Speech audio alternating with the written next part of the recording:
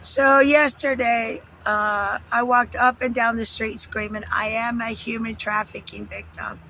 And every single person that walked by me legitimately looked at me as I was screaming that and looked away.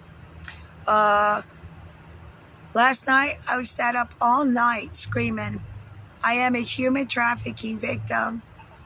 And the city government did not report my human trafficking case to State Department, even though I filed in Clark County last year, but I filed through Polaris.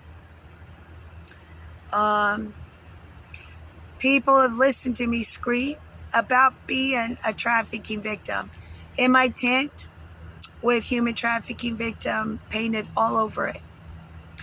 And they still laugh because that is how acceptable human trafficking is. The reason that there's no convictions is because the police refuse to arrest anybody or investigate. The reason it's not reported is because the workers don't report it as trafficking and the county doesn't report it as trafficking. They separate it into domestic violence and sexual assault to keep the trafficking word out of it. That's not how it works. Anyways, so I'm all jacked up on caffeine, been up all night screaming. My voice is cracked. I look like shit. But I was up all night screaming, I am a human trafficking victim. The county didn't report my trafficking case. And they've actually allowed their county workers to lie and say that my trafficking case wasn't real, while they allowed the community to dehumanize me. And I grew up being trafficked in this county. So,